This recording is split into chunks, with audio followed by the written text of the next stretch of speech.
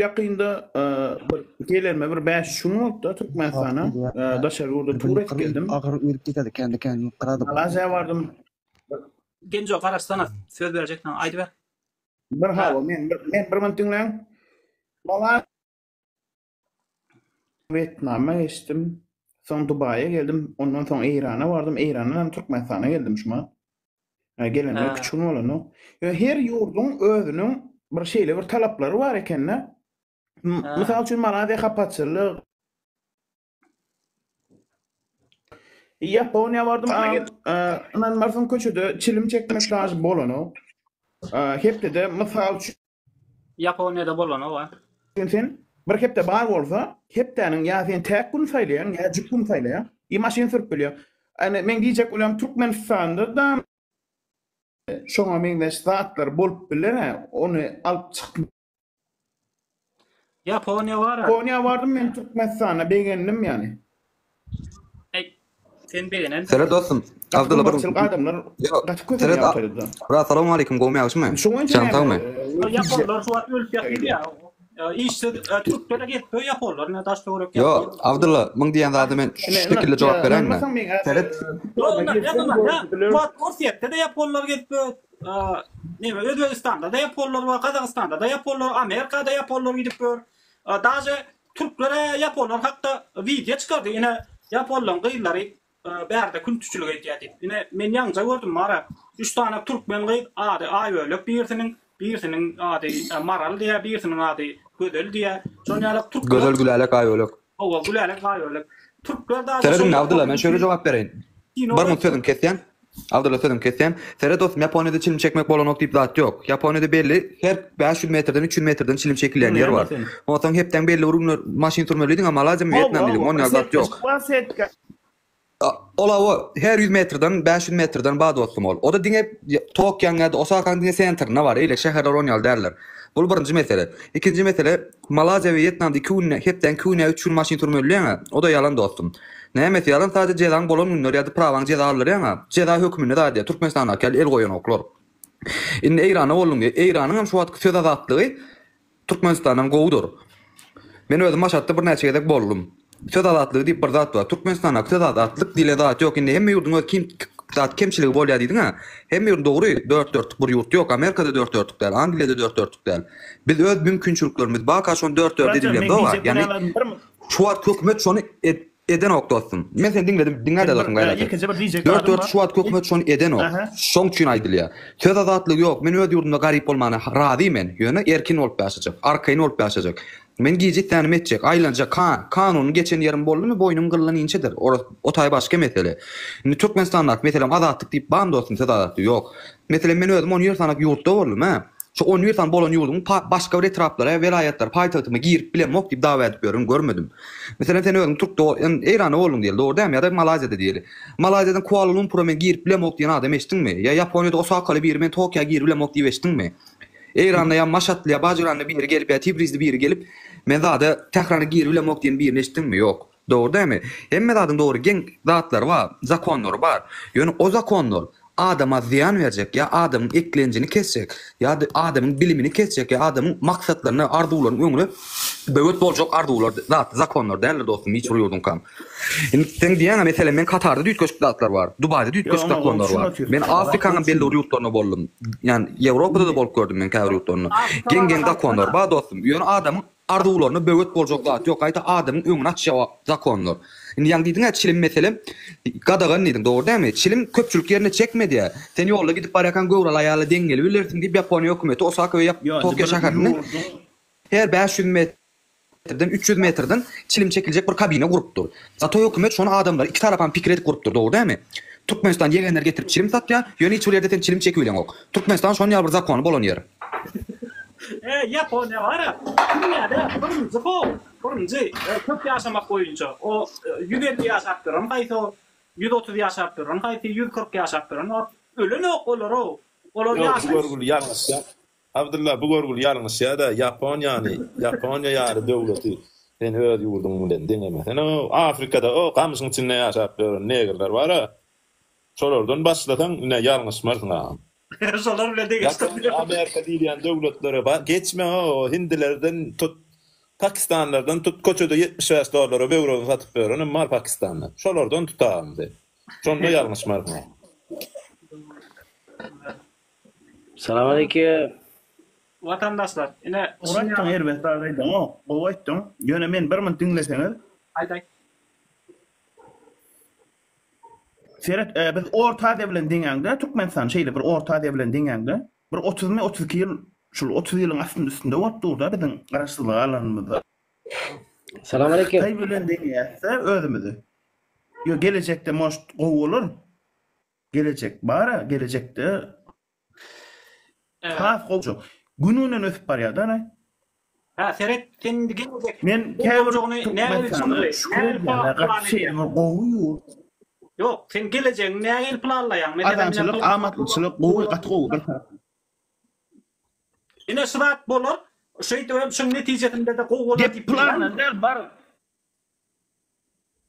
Sana öýdik gör, özbe öýdik gör, agam köçürde dileýçilik etip. O şu at ödüyorlar. Dilekçilik etip görülür. Şu 5 tane ödüyorlar. Uydun uğrat koyuyorum. Gelmeyen o pul verecek. Onu der, gep onu der. Gep onu der. Benim şuna yanında. Gep onu da ken onu tezlik dedi. O yaşayatdı. Hem şun ýaly şu kıyın ýagdaýda ýaşaýarlar. Hemme ölüp ýaty Täjikistanda da. Orta devlet deňeşdireli. Gel o bir 140 ýyl bolan. Türkiýe bilen yeni ýurtlar. Abdullah bir mun. Orta sevilen deňel dostum. Seret men Täjikistan, Kaymanyň Täjikistan adym. 5-nji unetip bolsa Taşkentde bolýan. Tamam, Qırgızda Bişkekde boldum men. Bir Gazakda bolmadym Orta Asiýadan. Biram owanda. Nämetinde deňel dostum. Orta Asiýadyň ekonomik goýjak garyp ýurt Täjikistan, dogry näme? Täjikistan duşenbe gelle wör dostum. Adamyň söz azatlygyny, adamyň gelişini we aýlyklar näçe bilýärmi? Minimum aýlyk 2200 ve 2500 somon. O da mı demek öyle bilen mi? $200-250. Türkmenistan adamlar näçe aýlyk alýar? Pikir edip gör arasynda tapawdy. Özbek gidip gör, özbekden näçe Türkmen firmalar iş näpýär şu $400-500-600.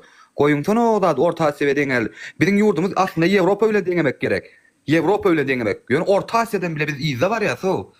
Onu alsam kurumlar goýun o hakykatlar. Bilin ýani sağ ol medeni gelin başgalar ýa söwülmän gelin. Onuň hormat wajenýan ba. Ýöne hakykatan aýdyň ýani ýaşyrmaň peýdasy ýok. Biz ösem dok dostum, biz aşak çöküp barýar. Şu gidişine gitse 20 ýyl soň Türkmenistany bir ýurt bolanok dostum. Dünýäň haýy. Şu daşary ýurtda ölen türkmen raýatlarynyň sany 10 000'den geçdi. 10 000'den. Ve şoň üçin Türkmenistan hökümeti işler etmedi. Dünýäň haýy ýurdunda bar. Gije tagat 10'dan soň ýa 11'den soň daşarek çykmak bolanok. Haýy ýurtda bar. Mümkin uruş bolýan döwletde bardyr. Onu daşarek çykmak bolanok diýip kim diýär bira? Ulil diýär. Ulil diýär jandy. Ulil diýär. Yok, ulil bilen deňemeden hem şun ulil diýär. Men onu bir adamdan iki adamdan eşden olsam gurlemem. Bıraksan hiç kim diýär. Yani bir adamdan iki adamdan eşden olsam menem gurlemedim. Ondan men şu Bolanok an bilen bak yok. Yok, şu an gurlemem. Bundan soň aýtjak diýär. O derecede däl ýani ýöne gaç bir abartýar. Yok, ol hakykatdan bolýan da. O derecede däl ýani. O derecede beter. Yani Seret. Yo, Seret ýylbadyr. Ejenki şu o dereceden beter däl bolsa, o derece sapsyn beter bolsa Türkmenistan prezidenti çyksyň da gurulsyn. Ine şu ýalňyş diýsin, ýalan diýsin. Şu Türkmenistan prezidenti gurulmasa menem diýjek şonu. Şu Türkmenistanda hemme adamlar ölüp ýaty diýse de menem şonu diýjek. Bir geligede Türkmenistanda hemme adam ölüp ýaty diýse menem goldurjak şonu. Sebäbi Türkmenistanyň prezidenti bar. Bamy ýokmy belli däl ol. O haramzada diňe keyp edip ýaty diňe käwatam diňe şu ördek widine ýurdu da öz islegi bilen ýurdu dolandyrýar. Şonuň islegi ýurdun siýasatyna geçdi. Meselem Garabaşy minmek bolanok. Şogy o adam däleken daşaryk çykmasyn. Bu gaý eýleken daşaryk çykmasyn. Eşik kirleken öýünde otursun.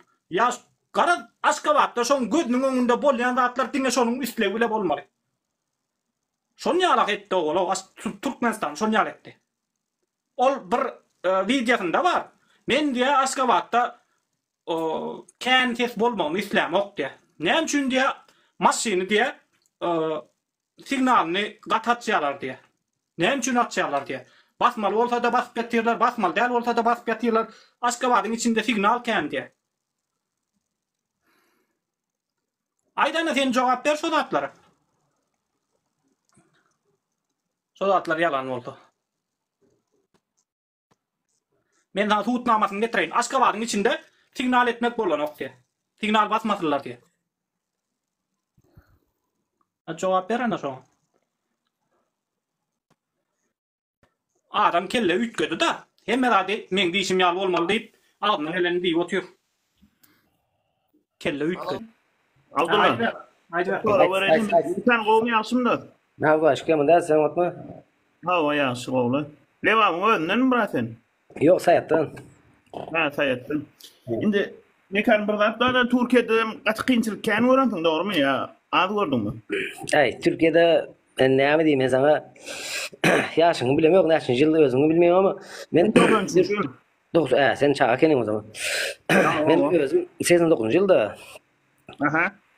Yaman Türkiye'de mesela ne diyeyim ben Türkler var ya.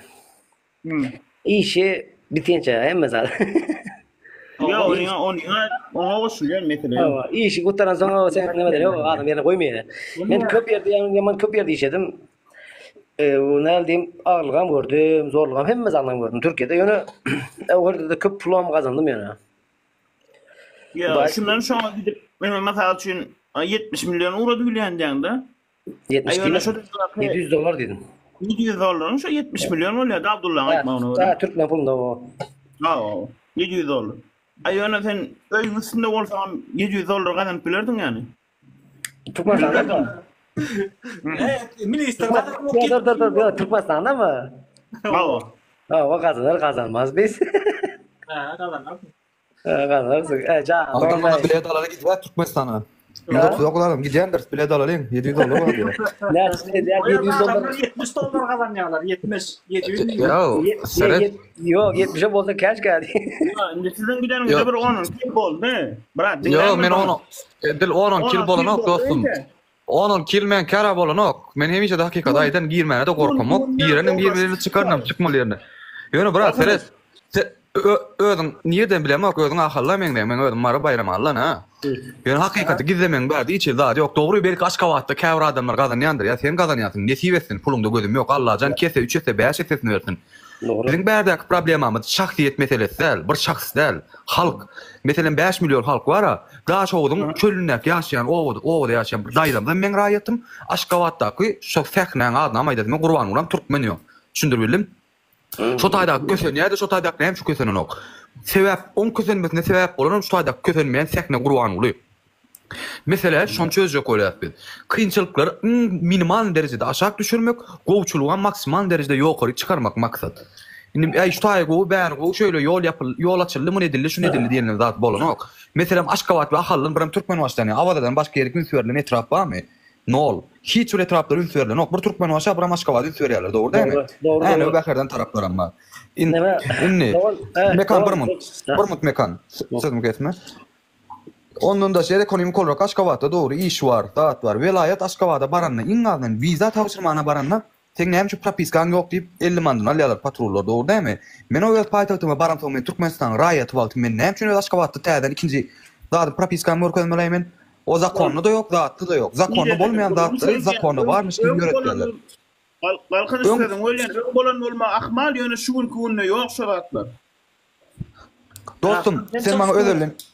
Yo Abdullah Liçkadan yaz dostum men sana bir oğlanın nomurunu açacak Emranni. Dünnerliğinin birinci gün viza tavsırmağına gitti. Şol tutulan oğlan. Men nomurunu açacak yanlaştı. Ya yollu çilim çekendir, nafatandır, şoň üçin eldim. Ol oğlan çilim dağıttı. Düzgün oyunca gelsen sana hiç kim adar veren, ahir be. Düzgün oyunca yaman go adar verýärler dostum. Hakikatlar kabul edin yani. Böyle hadi. Seret Abdullah Burmun. Seret bolya kabul eden. Şu propisk üçün adar veren o kendim. Aeroportda dostum benim adar verýärler. Aeroportta kime adar veriyor? Men düşünmedim şu an. Yok, Türkmenler var. Aşgabat'ta varanda var. Vilayetdakiler Aşgabat'ta varanda yoldaş komandir, yoldaş ofisiyer, yönetim bolýan diýip ýörýärler. Doğru. Yönetim bolýan. Abdullah. Kabat kelimiz okudu. Hemen şu Türkmenistan'da Alo. yaşattı. Öz başımdan geçti men, öz başımdan. Eşi yoldan geçtim men oraya. Ne senin olsun geçeni? Yoldan geçtim men 200 watt kullandı. Alo. Çocuk. Serdim. Vatandaşlar toplam şakaçen 2.2 milyon raýatymyz daşary ýurtda geçiyor. 10 miňden owragam ýok bolan adam var daşary ýurtda. Diňe şol Türkiýede bolan ýer titremede Türkmenistan hökümeti belli bir derejede adamlara göz üçin kömek eden boldy we şu şu 2 günlükde de Dubayda ýok bolan Türkmenistan raýatlary var. Muny bizde Dubaýyň öz hökümetem belli bir şotaýdak ýaşaýan dogan garnaşlar, tanyş bilişler, dosýarlaram biziň Türkmen pasolşuwa çeni barylýa. Türkmen pasolşuwa biziň edip biljek adamymyz ýok. Kanun boýunça Türkmenistandan ruhsat alyp çykylmadyk adamlar diýip şonu ýal bahanalar bilen öz jenazalaryna eýe çykan ok. Indi sizden çağırşym. Vatandaşlar Nuri Abdulla Taliýew bir pesawatdan çağıryp ber 27-sini Türkmenistan aklar köçe çykyn her kim bolýan ýurduny öz illa doğan garnaşyňyz bolmasa dosýaryňyz tanyş bilişiňiz de ýok bolandyr.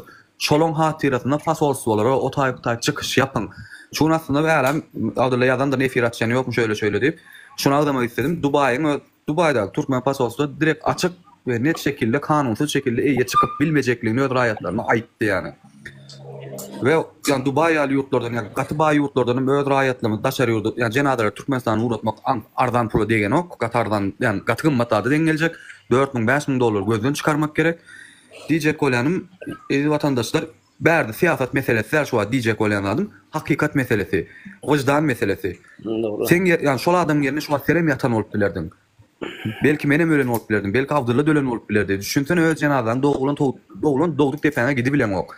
O taýda ýaşa bilmeden bir haramda sebäpli ýok edilip daşary ýurda mejbur çykmak zorunda bolan iş ekmek üçin, çörek üçin we çörek üçin çağalan maşgalam üçin gezip ýörkän jan berýän, yani ölüm hak bunun olmasy ýertir gelýär o zat.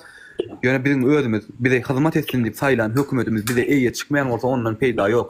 Her kim öz wajdanny elini goýsun, ha işte diýen sizden 20-sini kimligin baý ýok, dokumentin baý ýok diýmän hakykat üçin çykalyň ýolu. Belki bolýan ýurdundan bir gün diýen bak ha işte diýen sizden bir gün içinde näme zatlar düzeljek. Bu öz gözüňiz bilen görüň adamlar. Ýekece uni daralara gidin ýa-da hadi çykmana gorkdyňyz diýeli hökümet işgärni işleýänler, mollumlar, o taýda işleýänler gitmesin işe. Daşary ýurtdakylar işleýänler bir günjik iňadyň kimligi bolanlar diýen. Işin taşlasyn pasolşuwa gidip şu öz jenazalarynyň, öz raýatymyň hakyny talap edeliň. Artık işden geçip başladı. Ne üçin geçip başladı? Türkmen raýatlary artık daşary ýurtlarda ýok bolmana başlady we işin garip tarapam şul wagtlar. Ýok bolanyň arasynda biriniň ýaş çağaty var. Çağaty yani Kafkas Türkmenistanna eje taňarda wagty dowulýa, tamammy? Dokumentim alyp ýetişýär ki şu çağany ýe çykmak, bir jenazan almaly. Çağa da näde beýe çykjak endi. Dokumenti bolmadyk çağa. Pasolşuwa bir ýe berme o taýda Kafkas wejetiň resmi nikah bolmadyk üçin Dubaýda o kimlik ýa dokument alyp bolmaýa mejbur lagerlerden soň çağalar öýünden soň şu taýdan birine ýa çağalyk berijek ýa 18 ýaşyndan soň belli bir ýer sığınmaýa beriljek. Bu Dubaýyň zakony hakykat. O taýyň kanunyna hormat goýulýar. Ýöne biziň edinetligimiz hökümetiň kanunsuzlygyny gözden geçiren adamlar. Indi bolýan zatlar geçip başlady. Çyzygy geçdi ýani. Gyzyl çyzygy mekanyň sesine paýda bolmaly ýaňlany adam aňaly. Ya, mekan gayrat et. Ferhat, näçe ýaşyň bu çağa? Bakın. Çağa 2-3 ýaşynda diýdiler. Indi kakadan şu aňarda ejetiniň janazasyny getirsinmi, çağasyna eýe çykdynmy? Bärde menem ýok bolup bilerdim garnaşyma mo şu biriniň şahsiýetiniň ýa ady familiýasy zat däl, esas maglumat däl. O maglumat gerek bolsa familiýasyna öwrenip bolýar bir saatyn içinde. Maksat şu arkaýam hökümetin edenetligi, hiç ili eýe çykmazlygy. Meselem Dubaý ýurduna sen bez dokument alsaň, bagtyň ýatdy diýen ýaly bolýar paşdy. Gatykyn çykmak jezasy zady Türkiýe men deport bolan çykart diýen bolanok. Jenaza zatlaryny adam çykaryp bolanok Arap ýurtlaryna. Indi diýjek bolýanym şul, bak Nuri Peswagtdan Talib Abdulla bilinkiler Allah razy bolsun hemmesinden, Allah orasyn hemmemizi ayağa alyň diýip dur. Wagty geldi vatandaşlar. Çynym bilen aýdýan wagty geldi. Çykyn Türkmenistan hakda gorksaňyz bir günjik iş taşlan, gitmeň. Bir nesil ýok bolup barýar, bir ýurt ýok bolup barýar. Türkmenistan ýurt ýurt elden gidip barýar. Bu hökümet özüne göklere jülgesine näme üçin pis taýyna goýsun? Gaçyp gitmek üçin. Dinni yani bak alsın gitsin baýlygyny näme eline baý bolsa soň hasaplaşylar o zat. Daşary ýurt ölen raýatlaryny daşary ýurtda jaýlanyp ber. Bir düşün bir adam pakir gidýär 3-4 miň dolar berýär watyp daşary ýurda berilsin ýa-ni maşgalatyna da denip diňe maşgalatyny geçindirip biljek pul uğradyp durka ýok boldy diýeli. Maşgalaty ejet kakady garyp maşgala diýeli. Garry atasyny näde tapsyn? Nädip tapsyn şo puly ýa jenazasyny getirmek üçin. Ýani şunu pikir edip görüm, ýene bir diýelim ki 5-10 000 dolar berip atyp jenazasyny getirdi. O pul o maşgala nädip tölesin? Hökümet töläp berýär ýerinde? Ýok, töläp berenok. Hökümet jenazasynyň arkasyna çykmaýan bir ullukan hökümet üçin bir 3-4 000 dolar pulmay? Ýok, pul däl, hiç ýyly pul däl. Ol Dubaýyň hökümet 2 tane birini haýyşdy bilen gidip bilýär. Şular dağdak geçikçek bolýan. Men Türkmenistan raýatlary hökümeti öz raýatyny eýe çykan ok. 2017-nji ýylda İran granisyny bir İranly adam öldürildi. Oňa da milli töweşiň topordy ile Granistan. Şo taýdyň eskerleri öldürildi. Öldürilen eskerlerin biri basyldy. O İranly adamın Türkmenistana gelip barýaka narkotik önümlerini getirýärdi. Bolan we hakyky waka. Öldürilen esker basyldy. Ýöne İran hökümeti şo öldürilen eskerini öz ýurduna talap etdi. Öz garnaşlar üçin. Sebäp näme ýazgyda näme bady bilen? Günahkar bolup biler. Günahsyna görä jezasyny çekipdir. Ýöne raýat menki şo jeset en atasyna gowuşmana hakkı badyr öz toprağına jaýlanmana hakkı badyr diýip Türkmenistana ýazy uradyldy. Ýani badyr bilen aýdyp durda İranyň ortasynda biz iňňe barýat ýok. Biz ümde biz din barýat. Türkmenistan diýilen ýurt gidip barýar elden. Bir hakykatları görüň. Bolýan zatlary gözüňizde açyň. İlla siziň garnaşyňyzda özüňiz ölmegiňizde garaşmaň. Bolmasa bir-birden gelýär bu da. Ajallylan zat gelip otuyor. Bir-birden sen başyna da gelýär. Wajdan ipirdat şu men aýdan teatr bir mesele däl. Siýasat diýip aýdam ok men muny. Prosta şo maşgalalary men näçe maýar ýani. Başga diýiljek ladym ýok, galynlaryň çağırşy biz ýapýas, wajdanam size goýýas, mertligi edemenlerim size goýýas diýip watandaşlar. Men ýöne 20 pasportwa barjak bolan ýurdumda oň videosundan paýlaşjak nesip bolsa. Vatandaşlar ne 27. sentýabryň 27-nji oktýabra geçirilmegini talap etmeli. Täze Serdaryň doglan güni diýip o 27-nji oktýabrdan 27-nji sentýabra geçirildi da Gurbangulyň görkezmesi bilen. Nämemiş Serdaryň doglan günimişin. Ve Serdaryň doglan güni diýip 27-nji oktýabrdan 27-nji sentýabra geçirildi. Garaz ýuwaş-ýuwaşdan biz size avtomat alyň ýa birini öldürün ýa bolmasa Gurbanguly sizi öldürer daşaryk çykanyň üçin diýem dok. Ýa sizi şo daşaryk çykanyň üçin köpçülik bolup hakyny talap edeniň üçin hiç kim senden seni basmana ýa bolmasa seni helak etmene haky ýok. Hiç kimin. Hiç kimin. Siz çykýaňyz şeýle telefon açjaňyzda her kim şeýle gurlaýar. Ine men 27-nji sentýabryň 27-nji oktýabra geçirilmegini talap edýän garaşdyrlyk bayramynyň diýýäni. Mene de beýle nähile başgada dollaryň düşürilmegini, ana dollaryň 3 manat 50 teňe getirilmegini, Aşgabatda gara maşyn sürilmegini, mescitlerde Kur'an-ı Kerim okulmagyny bolýar. Başgadan kandidatlary bir talap etmeli. Indi hemme zat öňköňkülük bolmaly. Indi o edenetlige ýol bermeli däl. Edenetlige ýol bersen gidip otyýarlar. Gidip otyýarlar. Her kim mesela men garamaşyn minesim bilen ok. Men ýaşazy gynlar zorlatym gelýär. Ondan näle? Başgadan pullar, men hemme pullar özüm alasym gelýär Türkmenistanda hemme pullar diýe. Birse diýe men diýe hemme näle neviti özüm alasym gelýär Türkmenistanyň nevitini özüm alasym gelýär. Bir diýe men diýe Türkmenistanyň hemme puluny Afrikada gariplara palaw edip bermek üçin ýa bolmasa su açıp bermek üçin Afrikan halkyna hyzmat edip diye hemme Afrika döwletleriniň halklar diye maňa şöhrat diýdiresim gelýär diye garap. Bular şol nemäniň orunda. Ana arkadaga şöhrat bar. Indi şu yegelleriniň dogallary hemmesi özüne şöhrat diýdirmek isleýär. Özüne şonýalyk nemede şöhrat parada bilen nesli. Buların nesli şöhrat parada bolan üçin ine gören bolsaňyz arada o yegerleriň biri Afrikada bir sürü pul berip şo ýerde Afrikalılara su açtyryp berdi. Ana bu açtyryp berdi. Ondan olaram gıygırdılar. Ay ana neme arkadaga şöhrat, Serdara şöhrat, ay plana şöhrat dik gıygırdılar şolar. Ol kim şo yegeniň ady kim şo yegen diýdiler. Şolar gıygırtda karaçy diýjegim şo yegenleň biriniň adyny tutup Şam yegene şöhrat, o Recep yegene şöhrat, ondan näme beýleki yegenler umuman biziň kuşkelleler şo ýerden özlerine adetdir oturlar. Ana pamyatnik diktir oturlar ýadgarlyk Afrikada. Afrika'da yegerlere yadigarlık dikip otuyorlar. Ana bular şu kille gelen ne deyip görürler da adam puldan doyan ton hormat koydurmak isteye ödüne.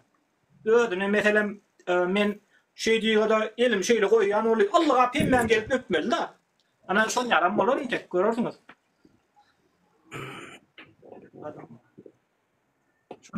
Şonyalı atlar olup dur Türkmenistan'da vatandaşlar.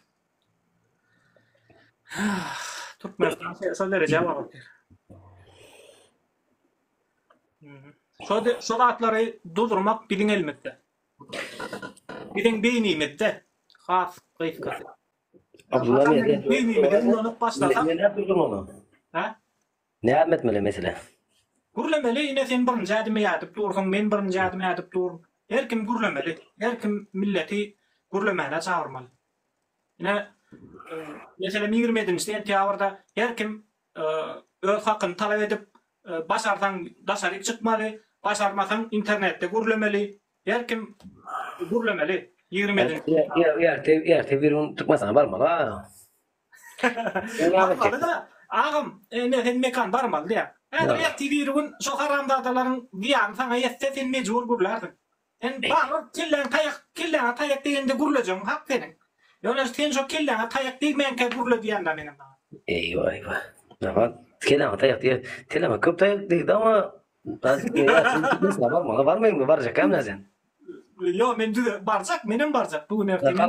Kalkmış zaten ama ne ama diye bu ya diye mi hadi hayat ses çıkanı var gepani var. Yo Serhat dostum, ben açık adresimi hemişe daydım. Bayramal şehir. Kuroşna 12. dom 3. kvartira. Özüm Bayramal'dan men. Doğru değil mi? Men öýüme mehemen işgärleri artık mihmanda svoy bolup gitdiler. Barıp da gitdiler. Kakam diýen zat näme bilýärmi? Oğlum men 18 ýaş geçti. Özüne jogap berýär. Zakonna badam nämeseň edäý diýdi. Şo sözü seňem enen ataň diýip bilse hükümet işletýär. Bizim hükümet näme hükümet bilýärmi? Şimdi Taşary ýurtunda gorkýar. Diýer ki menin enem atam Türk'te türmede. Türkmeden. O, ana problemi de o. Näme içi ısıtır içeri gidince alıyız. O, dince alsın boş ver. Hadi Sen kanten suadına manipülasyon eden verni istat değil. Bir tema yerlesen temanı bolup dursun. Girilen temanı yolun çıkarayım. Temada. Yani mesela aşağıdan yazıp gitti. Mesela şularda dikkat ettim ben. Dinlemen katı öğren adamdım ben. Ad gurlan ben. Kendi gurlan ben. Yine gurlan da öz gurlan. Diyecek olayım. Abdullah'ın bir nesi tema etti. Temanı direkt başka tarafa geçir koyuvereyim. Yani ben aydan temanı başka direkt tema ayı. Mesela yan kıcak kadın. Başka tarafa geçirelim. Yok sen. Yok. Dinlemen. Başar da dostum. Dinleme o. Bir tema kadınacak gideceğimiz o kadınacak ulan daha etmeli. Mesela yan kaydan tema. Katı vacip bir tema. Yıldan çıkıp nezime diyen kan deyip dinler gördüm. Manipülasyon gerek ya dostum berdi. Mesela emin kakam şu türmedi orada. Sen onu neyemedin korkuyan gürlemenin? Şunu aytmanı hakikatay. Ben gürleme korkam. Yok yani sizin aydan gepin. Senin aydan gepin zaten boş gep o. Ne neyres boş. Ya sen dur Abdullah. Az nima? Niret gep boş şunu ayt. Belki men yanlışım vardır. Benim adam ol yanlış bilýän. Sen boş. Kabul edecek abi. Sen boş. Sen hazır Türkmenistan'a kaydıpsın. Başka yere gidipsin falan. Neme başka yurtta indin. Neme Türkmenistan'a barın la barmayın mı ya? Men baramda edeni işime ödüm cevap verir. Gerek olsa yatarım. Yatmaktan korkmayan yönü men hakikati gürrek giderim. Dinle dostum. İnin ağzından men avrayım olur. Mekan. Bugün olmasa erti bir Muhammed falan ayrılacağı belli doğru değil mi? Ayrılandan sonra. Ben olmasam bana diyelim ki öldürdüler ya beni bastılar. Ben başarmadım. Avdırla gitti başarmadı. Nuri gitti başarmadı. Planı gitti başarmadı. Talip gitti başarmadı. Diyelim azat deyip bir geldi. Şu başardı. Şoya atlamadı mı? Başarılarına son verdim. Muhammedler yok edildi diğerine. Sen çağacıklarını soranla kalka şu hükümet şu ne vakitler bolup dur. Sen şunu düzeltmek için ne ettin diye. Hayır oğlum ya kıydım ben korktum diyecek mi? Benim adını öyle avrayım bilen gidiyen. Öyle hakikati gurlendiğin için gidiyen. Senin hakikati gurlemayan daha bilen ok. Ödün bilyen kalktın da adam. Yo vatandaşlar. Evet ne var? Dekan. Doğru düşün burada da. Yok sen durun da Abdullah. Yok mekan. Dinle. Ferhat. Şular hazır bizi bassa ertir yenen basar. Şu 150%. Men hazır şu köpçülüğün içinden çıkıyor da yine hemmemize kamçı deyip dur da. Köpçülüğe kamçı deyip dur. hökümetin diýany diýip dur, ullukan diýany hemmemiň çagalarymyz ne zat edip yetim etip bulup barýar. Häme. Indi birinji dana şoň ýadyr men gurlaýan boly, men gurlanymdan gorkup etjek işleri meniň üçin o derejede agyr däl. Ýöne ine milletin ine sen var, ondan başga da kän adamlar var. Şo hökümetin gamçysyndan gaçyp etjek jinayatlary has agyr. Meselem şu wagt yetim çağlar ösül olup pura Türkmenistanda. Şolar erti jinayatçy bolýar. Şoň köpüsi erti jinayatçy bolýar. Ana. Näme? En atasy ýanynda däl. En atasyny şeýdip telefonda olara edep terbiýe berip bilmeýär. En atasy. En atalar men size ýüzlenjek çağalaryňda terbiýe berip bilmeýär. Bu çağalar şöyle düşündük ha, Abdullah. Gankor, narkoman, kültü. Ene ýam Türkün kanalynda video koydular. Kinoň ortasında 3 tane 4 tane kız var. Bir Türk'ün öýünde kültüçülük edýär Türkmenler diýip şonýal kino koydular. Yani kinoda indi hakyky bolýan zatlaryň esasyndan ol kino. Buyt kaçası şu oluyor Abdullah. Sen öz çağına pul uğradığın bilen, karnını doyuranın bilen, kol giyindirinin bilen, sen ona bir geçmiş gelecek veren yok. Gelecek yanatı mehri terbiyesi yok, mansuratı gerektir. Sen öz çağına terbiye verilmedin ya, sen 18 yaşında çıkıp gidip 20-30 yaş için enatandan öğüt yok, mansuratı gerek şu öğütü alıbilmedin. Ya bir zat bol bilmedin, sen ne hemen gurlayan adam son. Bir nesli bir video edip bari, verdim o mesutlara karşı çıkmadın mı düşün. Menemesen näçin dolar pul uzatıp maşgalam eklenim bilen bir nesil zadem ok ya bir nesil yetiştirmek däl ol. Pul hiç zatlar. Pul türlü zatlar vardır. Ahlak. Hakyky. Terek hökümetin kamçysy damja. Biz damjadan gaçýakda ýaşa oturaya. Ýaşa. Ýaşam näme? Taşaýurda kılan gödi. Taşaýurda adamlar bizi görýär, ay Türkmenler maskara. Türkmenler näşin ýaltyr ýapka. Ular aýlyk bermesene mi işlerler? Şey diýerler da, bizi görüp, bizim bolşumady görüp, ana maňa şu biri magazyna bardym, sen owany diýip soraýar menden. Sebäbi owallar şöyle gelip işlerler da, köpse öýde ýurdunda uruş gidip duranda üçin owallar şöyle gelip işleýär. Bizde bolsa uruşsuz bir tabiň olduk da. Sen nämeseň edler? Biz taşar ýurda da gitmäne taýýar. Biz isleseň gelip bermäne da taýýar diýip goly. Indi şu wagt şoň hödýärni görüp otyrys.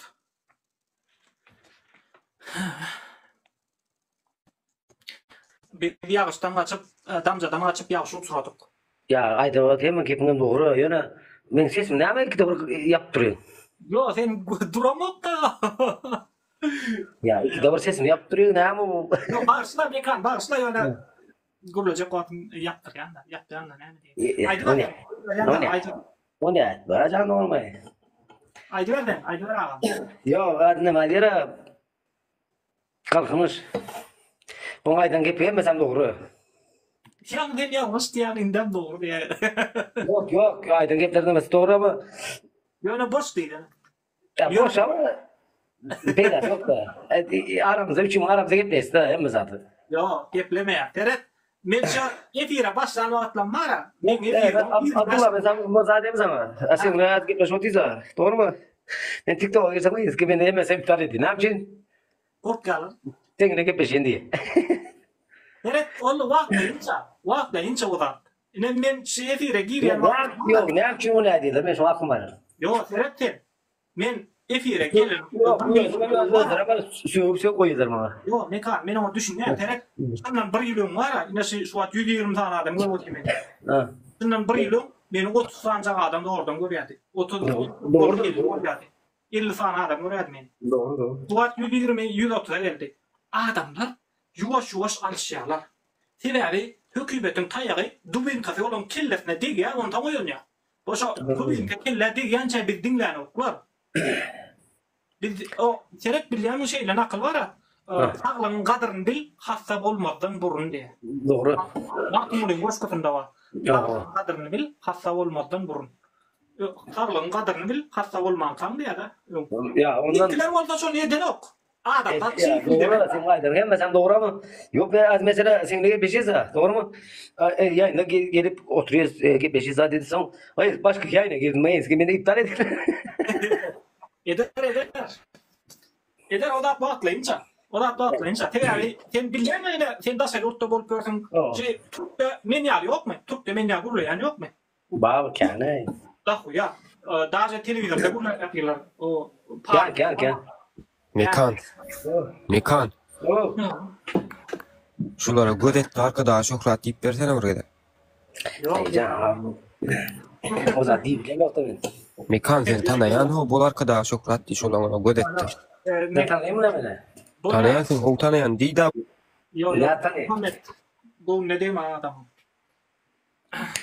O da vatandaşlar son yani karar yuvaş alışacağız bizim adamlar yuvaş. Hani sol atlını yöne neçe yuvaş oyundukça neçe yuvaş oyunduk bir sonuçta kendi gitmeyecek ya. Kendi adam kendi ziyan ediyat da öldürdü. Kendi adamlar ölüye gitti celep bolya. Ya neme? Abdullah. Millet var. Yankı neme Muhammed neme sen yapma onu. Ya onun sevmeden ben. Evet, ana son yarak bir zayalan ya. Neçe giyici oyunduk sonuçta zayalan. Ya o celep bolya ne gıylar Türkçe yerler. Oğullar narkoman oluyor. Eyvah. Doğru.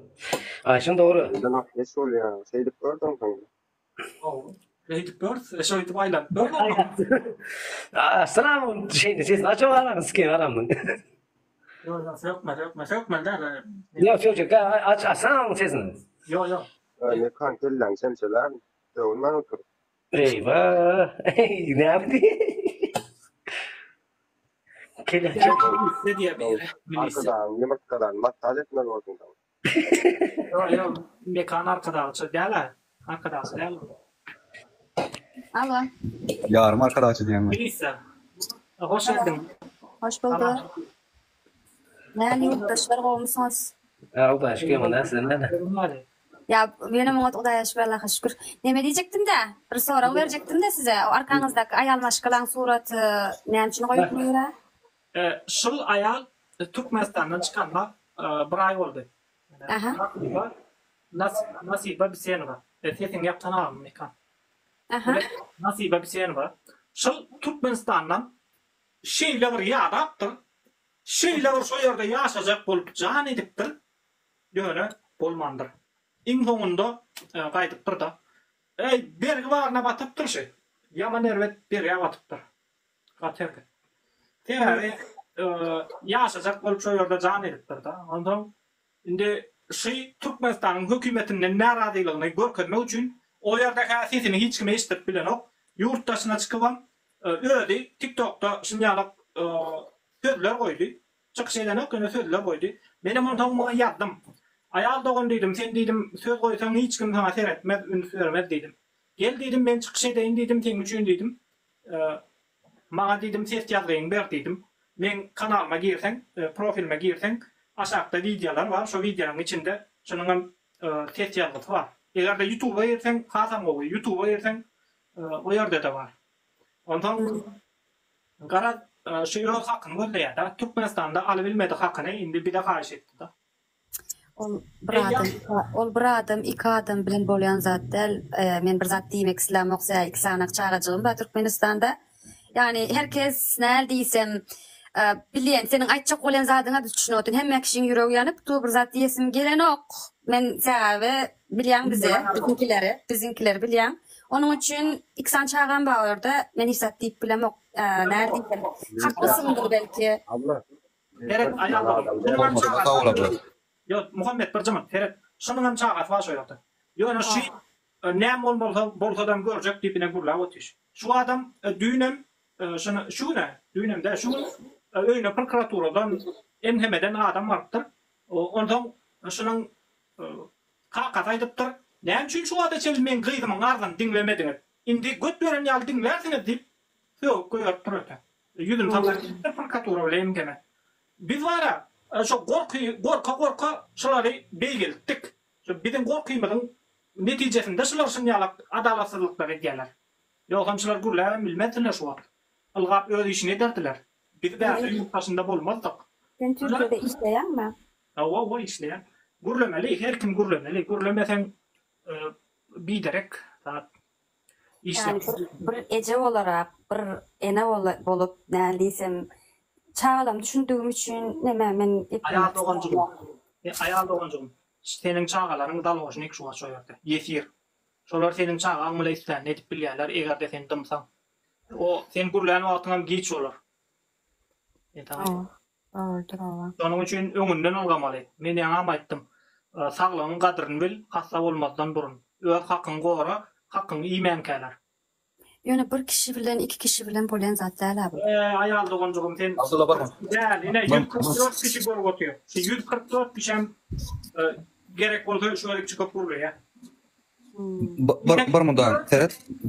Doğancum. Bana dur tek, barcanım kalkınız. Menin videolarımı 200.000, 500.000 adama dinli ya. Dinli ya. Takip edeyim seni. Ettim şimdi takip. Hem komentarya yazarsan, bidem gurulacak, bidem naradı işinden hem gurulacak yatı. Prosta mümkünçülük tapan noktayı gurulayanlar. Senin gurulamalı. Her kim gurulamalı. Geleyen adamın tanıdığı adam yok şöyle. Efirlere geleyen adamın tanıdığı adam yok. Ben sana bunlar aydın da bir mesaj etiren kızım her zaman aydı ene düşmeye giresiz. Şimdi ben çarjı olduğum için öz dilinde aydın. Düşünensin sen.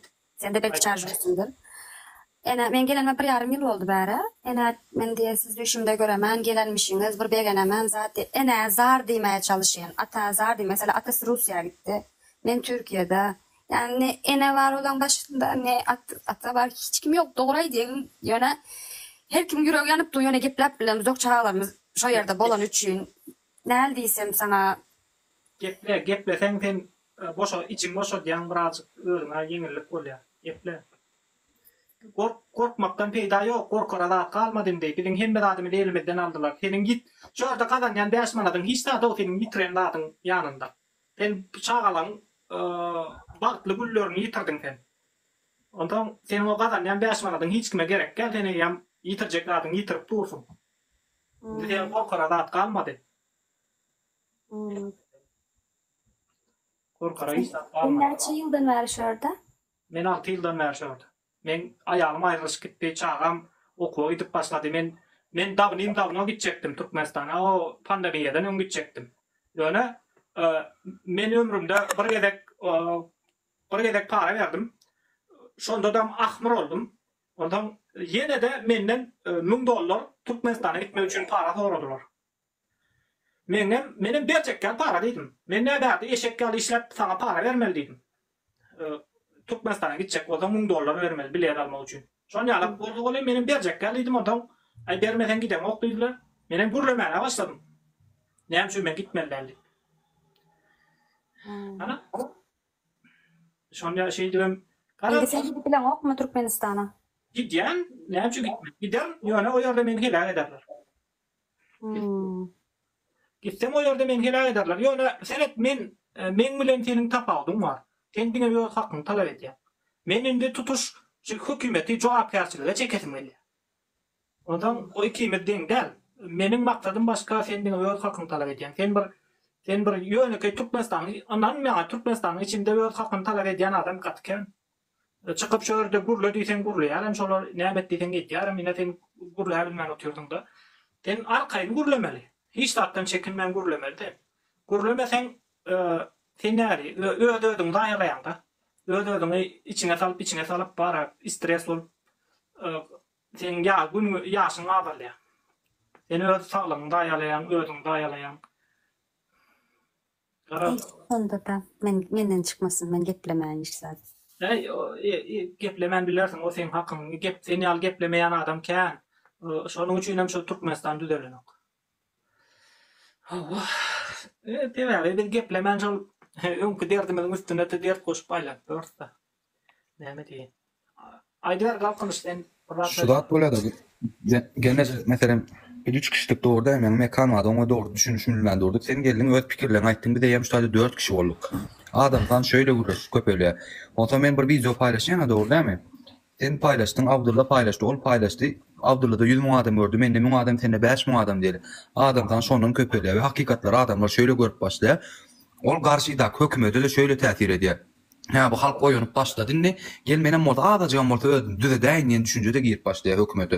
Adamlaryň gurlemesi şo ýüzden peýda bolýar. Yüreğinden korkusam yani nasıl taraftaklar. Eğerde gürlese. Yani hökümet basıp Türkmenistan'ı birin yüreklerinde korku salıp da altında. Ne gerek bilin ki olan oyunu değil ne? Başkın güçlü insan göçtü olur. O da ender yalanat oldu yetip gördüler. Ağdar malı var. Ağdar aymalı var. Başka şeyler yok. Yani. Ya adam olursun ya da gümün çekip işten gidersin diymeli o alt geldi. Bana da can edecek adamlar kadar koyayım oyunu düzelecek söz deyip ayda da dinlemek. Bu altına düzelmeler kendinin yok. 6 milyon adamın hemmeti şeyle etmene başladı. Sonra görürsen ayağımda yıkılacak bunu. Ayağımda. Yani Kur'an oluyor. 4 yılın içinde vatan, dünya halkı bile vatandır deyip sonra gürlemene başladı. Ondan olsa onca esmertin her kim dünya elinden öpüp duruyor onca değil de çöküp. Sonra ödüne nemet geldi da aydım saat çalıp attan yıkılıp maskara olup sonra bokun çıkardı da oyun etmenden bokun çıkardı. O insan başlar çağırıp bokun çıkardı. Indi olsa indi şu eden dağıtlar için cevap vermeli vakit geldi. Tüycü yemeğinin ağzı geğirmesi var. Ne şu geğirmeli güller gitti. Olan bir de bağlı. Ne açsa biz gürlesek sonuçta şunu verir ders. Ben 2 sene meselem nasıl primer verecekler gelince. Yoğuncum. Pandemi dövründe 2022'de halk aeroporta çıktı Türkiye'de akırar. Bir aya Almanya ulaştılar mı? Açtılar doğru değil mi? Peydadı. İkinci yaklaşık 1-2 aydan beri esas deginen meselelerin bir adalet duran pasportlar doğru değil mi? Ne ettiler? Pasportu 1 yıllık uzatma verdiler. Ayrı ettiren Marvel ayetini taltavadırdı. Kerkide her bir ayetin ayrı noktalarda da pasport stoğu açandırlar. Gürlümün peydatı şoğu geliyor. Evet, boş geçip kime yolaştılar, kime bir 5-10 tane aeroportun işgârini bastılar. Bizi kaldı. Bastılar, maskara edip bastılar, ağladık, görköttüler, veğirdik, görköttüler, televizorda. Yine sizden bizi kalan çıkarandadılar diye. Yani yine de alan pulu var ya, aeroportun işgârlarının alan pulunu hükümetin hatanına geçirdi. O karandadılar, seni beni tağladı, alan puluna hükümetin hayırına geçirdi. Selamun aleyküm. Aleyküm selam. Dostum nasılsın abla? İyisin inşallah. Hudaya şükür devletler. Abla dost sen golda mende yana var dostu. Sen biraz yalan söyledin vardı dostu. Şimdi sen diyen de dostu. Bu izin diyen evine prokuror varmış diyen. Birinci günler dostu prokuror var ana ok. Onun yalan dostu. Sen Prokuror var bilen ok dostu. O hemen prokuror kovma diyen kanun yok dostu. Evet gördüm. Prokuraturada tutuyan güzel. Neden bilen var mı ya? Dostu prokuror ne iş yapıyor onu söyle. Ne ama Ben bilsen ben mesela ne bilsen olacak. arkadan Ahmet'i de Evet. Ya Ergun Tekin artık adın ne molen orta dinle bırak. Var mı ya dostu? Prokuror hiç Beni dinle dostum. Kanun yok dostu. Beni dinle. Ön prokuratura mahkemeden güçlüdür. Milli hukukçuluk şu an prokuraturun güçlü idaradır. Men uyume milli hukukçuluk geldi. Prokuror kim olsun? Men uyume geldi. Açık adres ne açı efirlerde aydan korkamak çünkü benimle. Geldi. Ben kalkamın diyen açım 18 yaştan geçti de mi oğlum? Ne medyan olsan gider de aşağı yurttuk başarıya olsan gitti getirdiydi. Öyle diyendir dostu. Prokuraturan ne mi? Dimiyen yana bu hukuk koyvertir prokuror diye de. Ne? Men kalkam mam şöyle dimet söz hukuk koyvermek olan o mehkemeler. Oğlum 18 yaşında bar ne mesin eder dedi. Yüz vermem hukuk koyverdi öyle. Ne prokuror yeni dimet. Geçen dostu. Prokuraturadan bir işgal gelmeden prokurorun adından niye demekten mi? Prokuraturadan bir işgal gelse de prokurorun adından var ya buyruğu oyuncu geliyor doğru değil mi?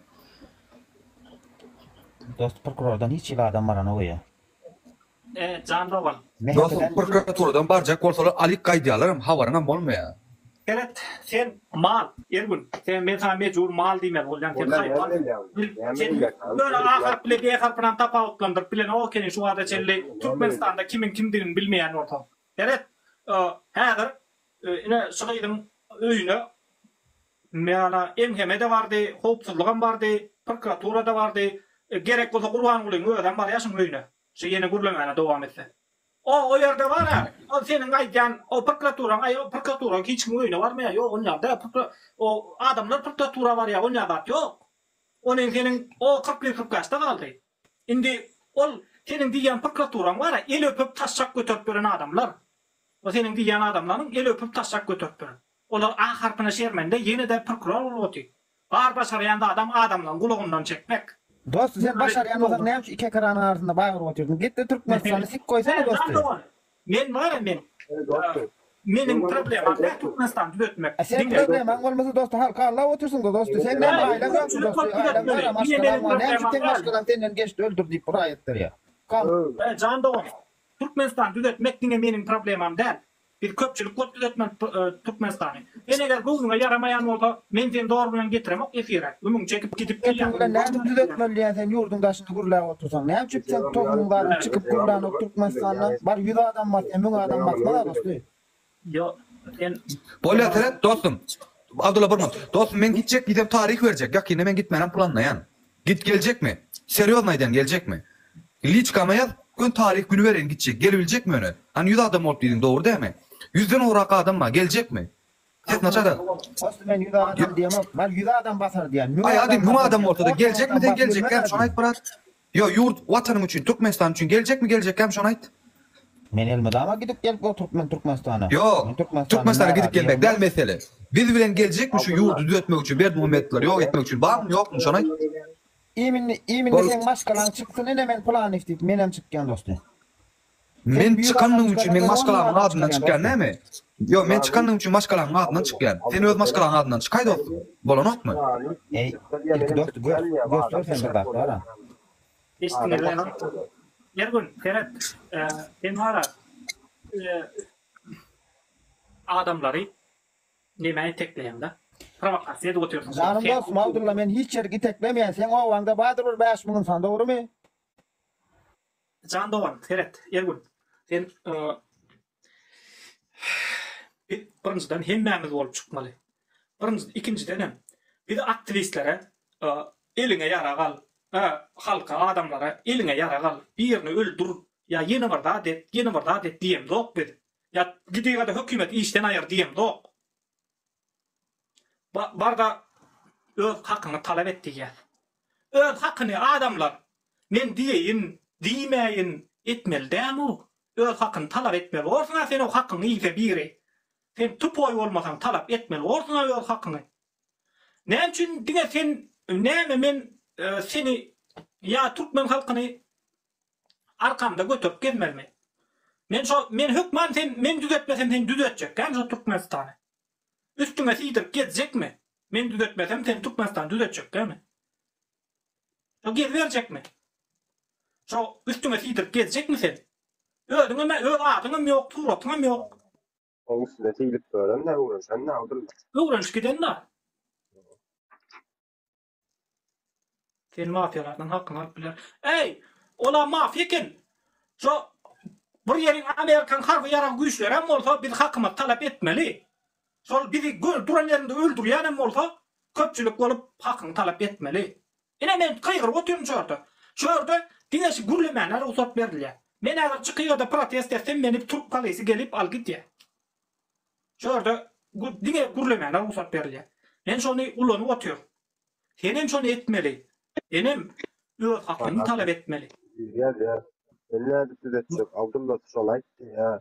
Farkat Ece'nden çıkacak. Koça Ece'ni alacak. Olya sökmeden.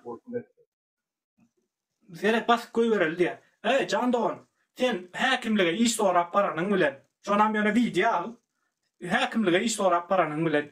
Ya olmasa yine sıkıydın en atasına gidip basmadılar. Ya benim atama gidip basmadılar. Benim atam yaşatmıyor. O qarındaşlanmam yaşapıyor. Hiç kime benim atama gidip basmadılar. Senin hakkını, yönükece hakkını talep edenin için hiç kim seni basmaya. Şunu etmeli, şunu gürlemeli. Şu iki varmak dilin var ya, şunu ulanmalı. İn olmanda şu birinci edim, öz hakkını talep etmek için şu birinci edim. Şunu her kim etse, her kim gürlese, şu problemler çözülüyor. Her kim gürlep başlasa, meseleler çözülüyor.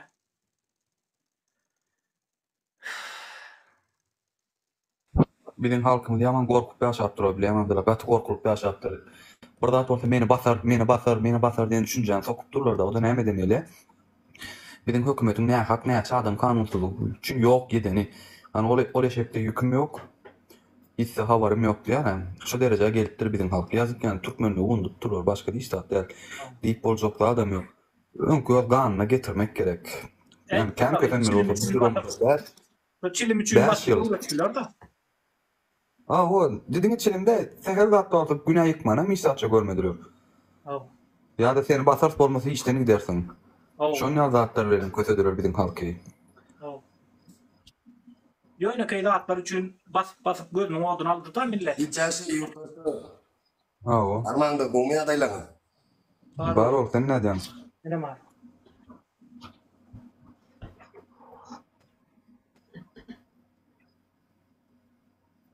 Biz sizi ödümüde hop gelecek tarafa itekler do. Sizin bizi başın gitti Türkmenistan tüde yıkıyorum gitti hemmeladı çöl bir yerde kurulma eğdimene hakkınız yok. Sizin bir Türkmenistan'ı uğratmana hakkınız yok. Bizim sizi ödümüde hop gelecek yazdaya iteklemene hakkımız yok. Her kim dine elinden geleni etmeli. Şöyle, gürlemek ansasat değil. Türkiye'de gürlemek ansasat değil. Kurban gülü, Erdoğan'a cana digada, eşon bana bir sene deyse, men şuradan al gidip bilirler. Böyle giderler emker. Yani ben şonda da korkman gürleğe otuyor. Ben şonda da korkman gürleğe otuyor. Bir de bir yuvaşadan bir hukukun derecesini ölçek gürlemeli. Gürlemeli. Ay yok olmaz. Ay yok olmaz. Ay ne yapsın? Bunlar ne? Bunlar iyiler, bunlar beyler. O da atlar yapsan üstüne sigerler. Yapsan üstüne sigerler. Şunun için kıymetler yalıp biraz hareket etmeli.